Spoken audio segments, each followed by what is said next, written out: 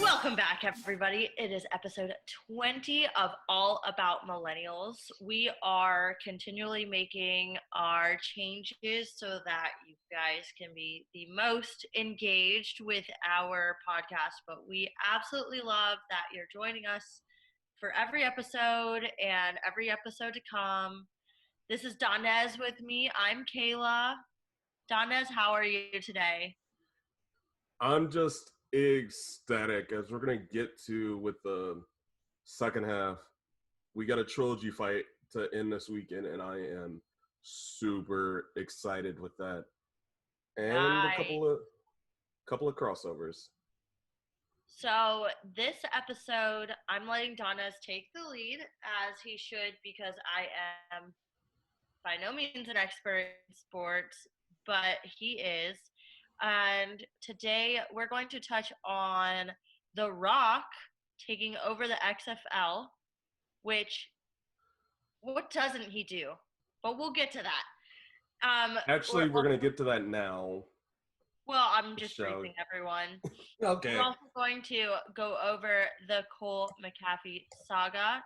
And then in the second half, we are going to talk all about UFC. All right, Donaze, let's get into it. I know you're super excited. Well, the whole, the first half is going to emulate just the crossover when it comes to football and pro wrestling. Second half, as Kaehla mentioned, with today being the release of UFC 4 on basically current gen, we're going to be touching on the Ultimate Trilogy going into UFC 252 tomorrow night. And for the sake of time, that will just be the main card, not the 5-fight prelims, which, yeah. But shall we just hop into the first topic of, as Kaehla brought up, said The Rock, Dwayne Johnson, whatever you want to call him, the Tooth Fairy, bought, as of, I believe, last week, the XFL property from Vince McMahon. So now The Rock is a football league owner. And the crazy part is it's with his ex-wife, and his daughter is currently training at the WWE Performance Center. So that is like the most random dynamic to be presiding over a football league. Yeah, I did not even know that he had such business ties with his ex-wife. But you know what? Kudos to them, because it's going to be big. Whatever they do, it's going to be huge. And I was just reading about it, and it seems to be that she is now the first woman who owns a sports league. Not just a team, but a league. They own a league. Yeah. And that's just they own every team. Yeah, which is the one crazy thing to think about it. You go from thinking about The Rock was just here, like, touching base and talking with Simone about getting into the wrestling industry and hosting Titan Games, which that show, bruh, is it. Just think of insane, like possibly bodybuilding meets an obstacle course. That is nuts. But they are superhuman. Those people are superhuman. But I mean, it's like 1 minute he's making movies, all of a sudden he's owning several sports teams, like an entire league. What does he do?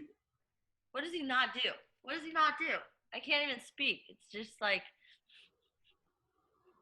And yet people thought that he might be running the country or throwing in his campaign in like 3 months. No like, way. People threw that thing around because people just want to throw in random names for campaigns. I don't They blame probably him. threw it in because he made a joke about it on Saturday Night Live in the last election, and they're still not over it. But I Yeah, wouldn't be surprised. I wouldn't even be surprised. nobody would at this rate because that man, and he's in his early 50s. Can you believe that? Early 50s. And that's just crazy. I And can't still believe looks the way he does. And I'm like, bruh, I can't even. that. So, and that's not, as Kaehla brought up, that's not the only. But before we move on, any other thoughts over this whole event? Because it's like, once that starts up again early next year, I'm just like, okay, going from okay, football's kind of back and it makes sense, somewhat smaller field, nobody in the crowd for the time being, probably NFL and practice fields doesn't make sense. But you have an arena football league with a somewhat sports entertainment glitz and glamour headlined by the Johnson family. That's going to be a spectacle that I cannot wait to see. Yeah, honestly, I think it's going to bring more awareness to the XFL. Obviously, everybody focuses on fall sports, and so I Yeah, fall think it's a good sports. thing. And speaking over the football and wrestling crossover, yeah, as Kaehla brought up, Pat McAfee and Adam Cole. And this one, to me, and we're going to dive into it with the actual, like, payoff to this next week with either, and I haven't decided yet, either the NXT TakeOver or SummerSlam predictions, but that's next week. This week, I just want to talk about how it got to the fact ESPN dove in on a story that was totally random to a wrestling fan, but it kind of made sense since it started on Pat McAfee's podcast. Adam Cole randomly popped up.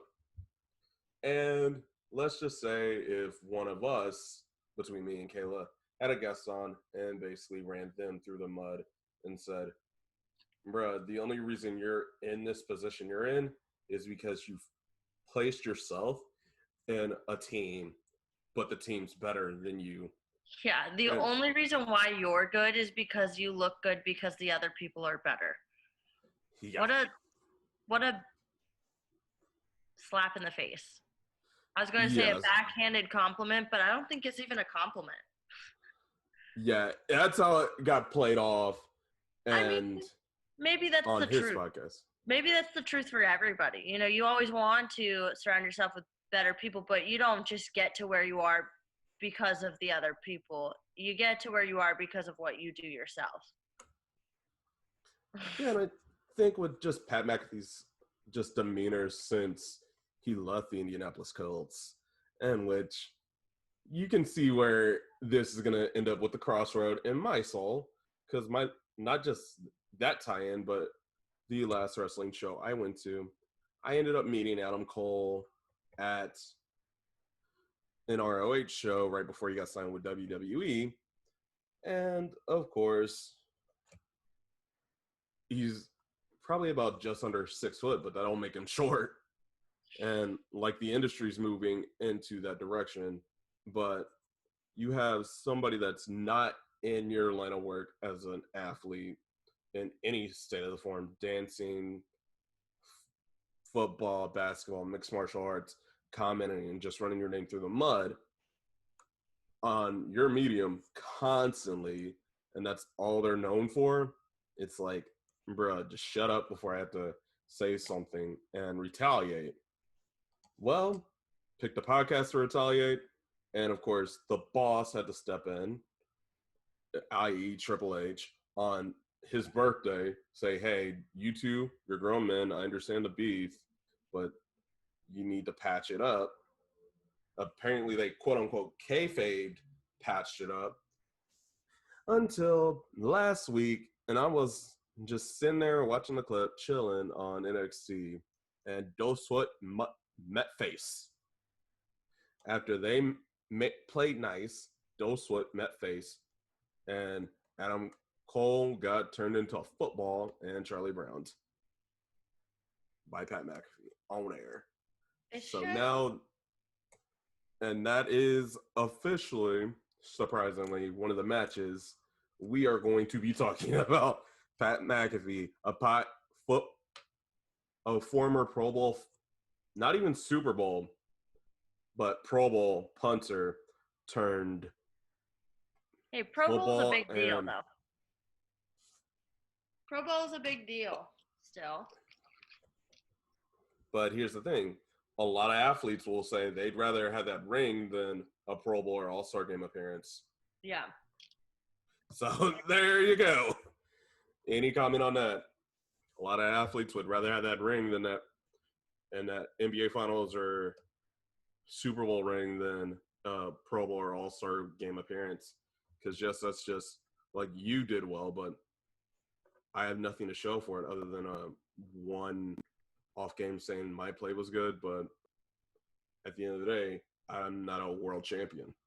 I'd rather have that world championship at the end of the day to show that I am truly the best in the world. I may have had 1 or 2 great seasons, but I'm not the best, is how people see it. Right. So, and Adam Cole, and I'll run over his stats real quick for those that are unfamiliar. Longest reigning NXT champion, former Ring of Honor 3-time world champion, second ever NXT Triple Crown winner. And you're basically running him through the mud just because to get buzz. And ESPN bought it because it was on a medium that was outside of the wrestling bubble, where the element kind of went there. And that's where I was like, until I think the segment aired on, until the short comment, I was like, is this real or is this staged? Oh, the short comments came out and that's what set them off? Oh, yeah, it's staged. I'm like, for a minute, I couldn't tell, but then people played it up as it was a real deal, but it was like a work shoot. And what I mean by work shoot, as something staged to look real with that hint of realism, but it's really not. And it's still right. works. And like it's a great thing because right now, within that bubble of pro wrestling, you have to generate enough social media or overall presence just to keep people's intrigue, especially in this 2020 lifestyle that we are living in. And that is why I do think this match, and one thing I think our guest next week will help me and try and debate with me, and I welcome it, over stuff that happened on Twitch, not between them, but on another match that's going to be most likely on SummerSlam.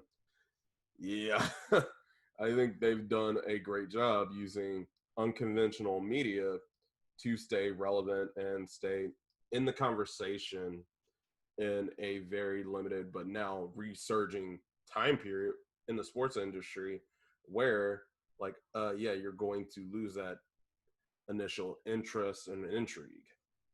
And speaking of interest and intrigue, we'll be right back after the break.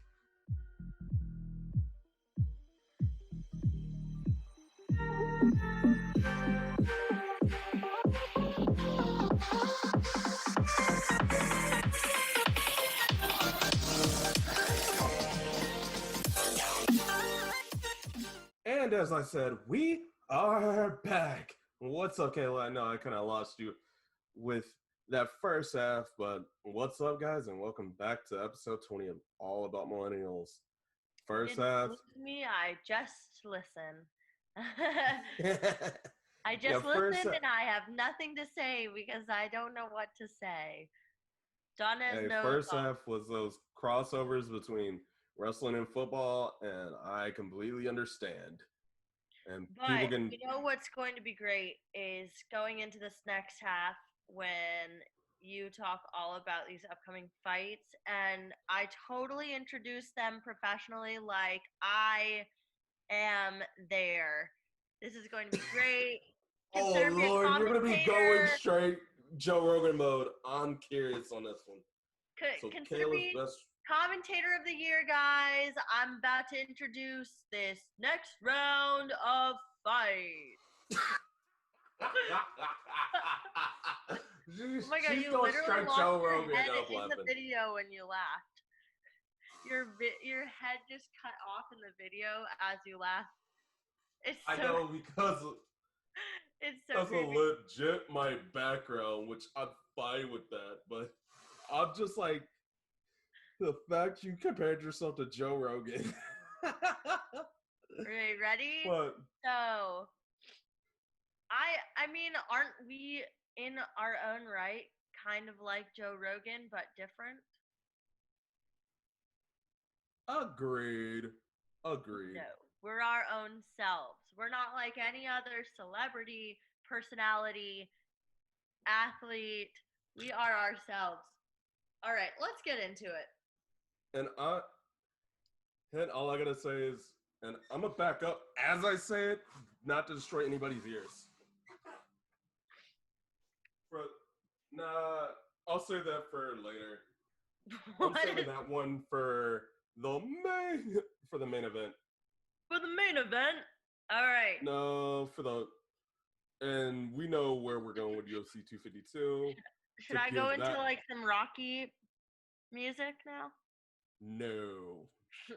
I am not trying to get any copyright strikes. Are you crazy?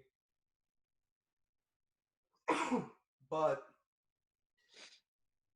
shall we just hop into, for the sake of time, and let's hop into this main card for Saturday night. Main event. No, opening. One. Opening. Round one. Ankaleev versus Kutalaba. Okay, so this one in the light heavy, other than the fact that we've got two, like one ranked very low, not barely in the top 15, the other not in there. But this is kind of a rematch from February over I would say, botched ref call. And yeah, granted, it was like the Kutabella was trying to bait him in there for the knockout and just throwing like very strategic and just trying to get him with an overhand to knock him out. But the ref stood in there like, duh, oh yeah, it's done. Because people were backpedaling. No, he had full control over all his movement as he was trying to fake him in there as a tactic to really keep like somebody engaged. I was like, yeah, this one needs to be redone. Like everybody that saw that fight thought that this match needed to be redone. It is. And yeah, that's going to be a great fight come Saturday. But with that being said, CBS is going with, their odds makers are going for this one with Ankaleev like winning cleanly. But yeah, I'm actually going to go with that because you've got one fighter hopped up and wanting just to finish it.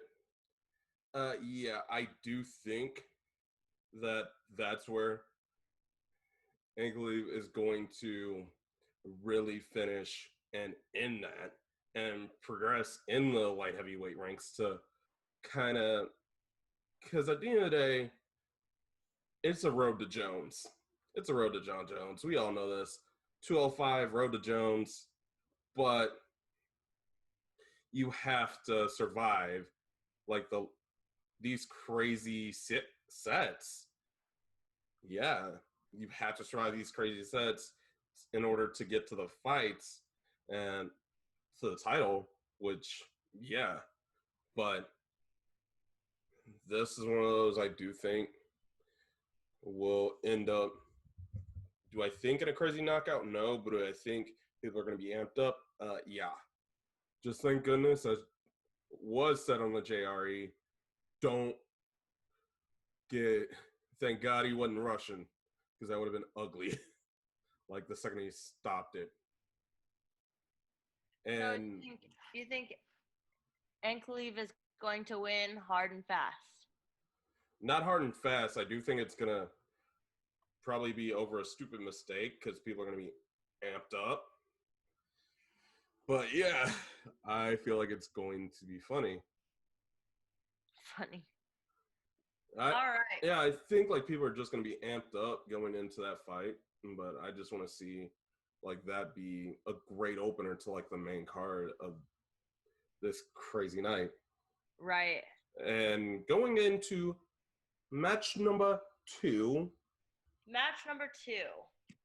Dodson versus Valishvili. actually a good pronunciation. So Volashvili versus Murad Volashvili versus John Dodson. Age is going to play a factor, especially at 135. And can John Dodson get out of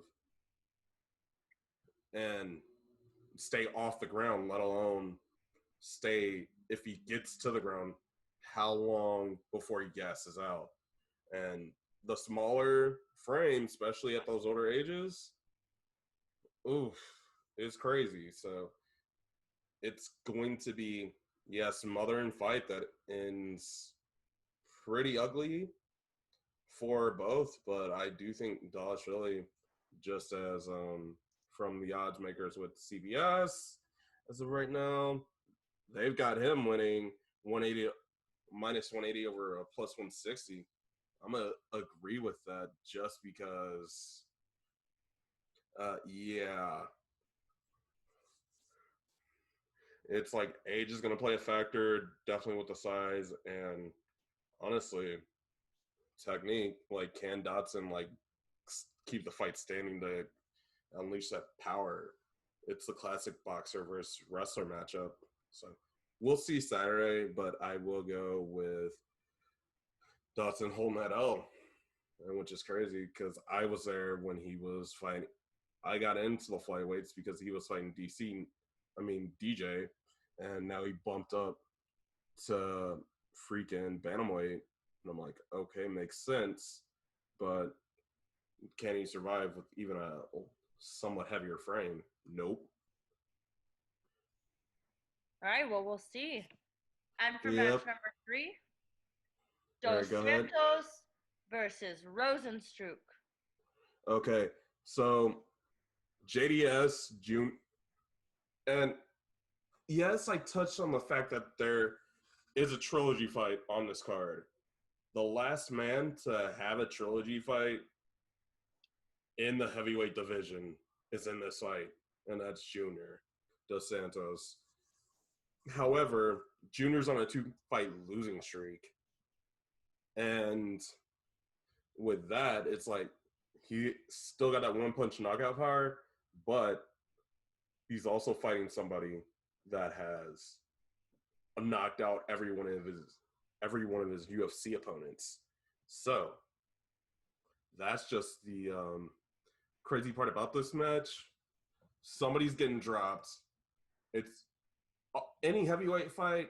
I rarely think, unless it's like you go back and see Frank Mir, like back in the day, especially against Brock Lesnar. I maybe you could throw Andre in there, but freaking Rosenstruck like dropped him too. No, it was Rosenstruck that dropped him too. But yeah, like I don't really see outside of like the right hook or education going too far. So I'm going Rosenstruck by a hair and a left hook. And from what I'm looking at on CBS, yeah, they're going Rosenstruck. But yeah, by a nose. So it's getting tougher. We're going to the next round, O'Malley versus Vera. There, I was about to say Yeah, Marlon Vera versus Sean O'Malley. I combined the names together. Yeah. So Sean O'Malley versus Marlon Vera. And this one, oh my gosh. This one, you have the king of the walk-off KO for the bantamweight division and a product of the Contender Series. Basically, episode 2, he got recognized by Dana, and the Contender Series took off from there, and his one-punch walk-off KO. And now, with the one-punch knockout KOs, you're like, cool, great. But can he do that against somebody whose chin as strong as Vera's? And Marlon Vera has not hit a decision, has not been KO'd at all in his UFC career. So, yeah.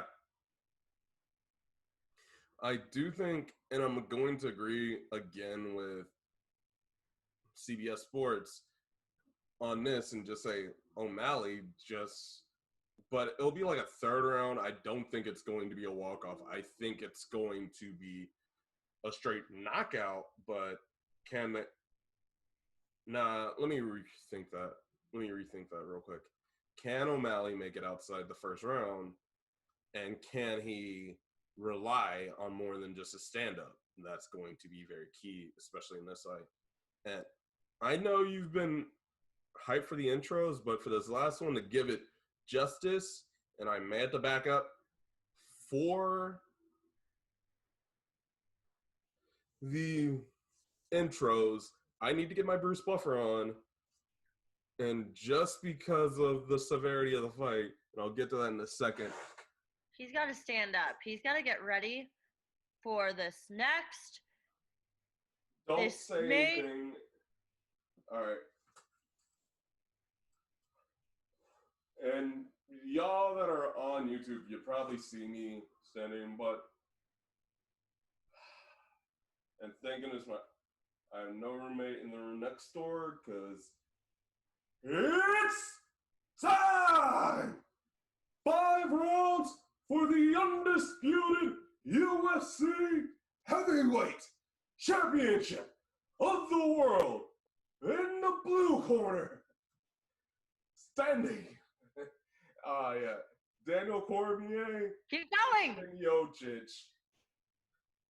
I just had to get that much energy out of it for the UFC heavyweight title. This is a trilogy fight that I honestly, Daniel Cormier, Stipe Miocic, round 3, part 3, and this is a 2-year grudge that nobody expected. As I said earlier, Junior was the last one with Cain Velasquez to hit a trilogy, but even that didn't go as crazy as what we are about to see in this fight, because 2 fights, 2 knockouts, 2 title changes in this series. And the biggest difference, because 2020 being 2020, especially when it comes to DC's camp, is the fact, like, he actually was able to focus solely on training and had no other prior engagements, prior commitments. But the biggest change in demeanor and mindset is the fact that DC is going to retire after this fight. So that's where, like, I'm disagreeing with the odds makers, because like I said, with the Rosenthal and Junior fight, the heavyweight division's wide open for somebody to take over. If DC wins and that title has to have a new champion back-to-back fights, it could easily go back into what the heavyweight division was known for: one-punch knockout power and consistent title changes. Stipe is the only champion, the longest UFC heavyweight champion, and with the most title defenses at 3 consecutively. However, the one to beat him is Daniel Cormier in their first fight. The rematch, about a year plus later, Stipe got the win back, picked him apart, 4 rounds, knockout. And now we're getting the rubber match. 2 years in the making. I'm going Stipe just for the. Oh, I don't know. I want to say Stipe just because of where DC's frame of mind may be, especially when he's thinking like, I want to retire, but I want to retire on top. However, the thing is, like, you're thinking about retiring after the fight. Like, I would have, like, so where's your mind at, especially in this, when you haven't had that personal, like, that time just to separate and social distance, kind of separate yourself from just focusing on the fight to focus, recentering yourself back home with this, because he trained away from his family, quarantined away from his family, whereas Stipe was training and being a dad at the same time at his house. And even though I do respect, and plus DC's got a pregnant wife who's due in 2 months with their third child, so it's a lot to have in the way on someone's mind going into a title fight. Yes, being a professional and dividing the two is a must. However, with that lingering thought of like retirement and the fact that if a tree falls in the woods and no one's around to hear it, can you still hear it? So if a UFC legend retires and you're only allowed to watch it on TV, no one's allowed in the arena outside of the training staff, do you still see it? If you've got the money, yes. I'm joking about that, but we all know it's true. Like, nobody outside of the trainers and all the UFC personnel that are officialed, let in and require the proper temperature, like, are going to see that. And I do think, like, hey, Stipe's got the clear mind going into this. It was able to set it up to where you could easily spend time doing both and not letting 2020 differentiate the two. And he's just going for his legacy. And to be honest, these two are two of the best in the upper weight classes to do it. Because DC, former two division world champion, Stipe, as I said, longest active heavyweight championship reign till that got snapped. And I believe, if you hand me 1 second,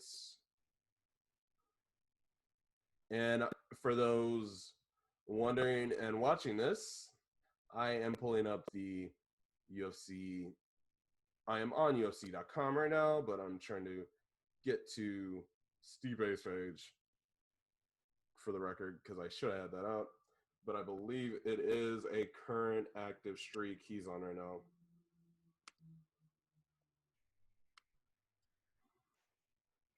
But as far as I know, it could easily be he beats his biggest rival and then goes on to surpass his own record.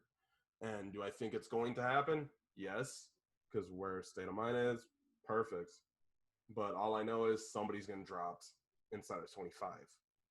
Heck, maybe even inside of 20 this time again. And what I mean by inside of 20, inside of 4 rounds, not even needing the 5th. So, what are your thoughts? That's a lot to handle for each person going in.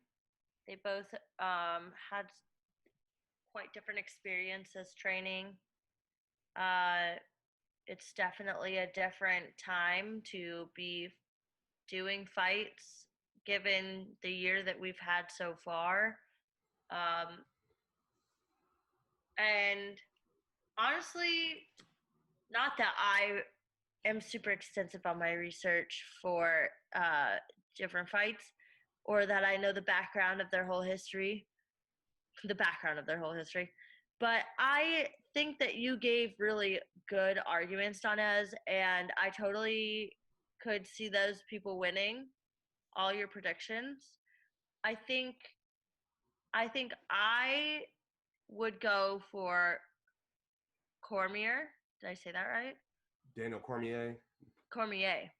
Yeah. I think I would go for him. I think he's gonna come out on top. I think he's gonna have his last hurrah, and I wouldn't even be surprised if he finishes the fight and was like, "Just kidding, I'm not gonna retire now," because I feel I like didn't even talk about the size of the Apex versus the size of the usual octagon that's mainly like in the TNT arena. And DC's already caught a shot, and why I think the odds makers went with DC. And that's because it is a slightly smaller cage, so single leg takedowns all day.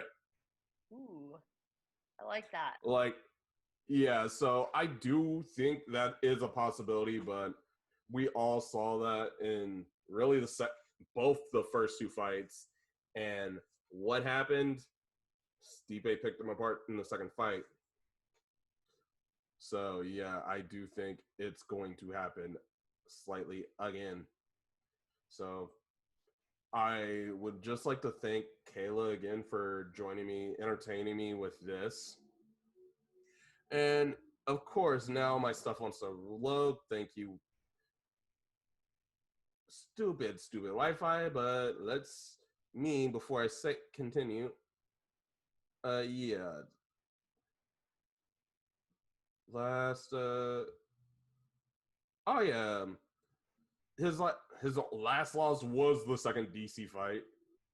Was the first DC fight, and over a year ago, and then trying to get the second one, which took him over a year to get, and it was a perfect knockout. So yeah, it's like you go from that to having a 4-fight win streak with the title on the line.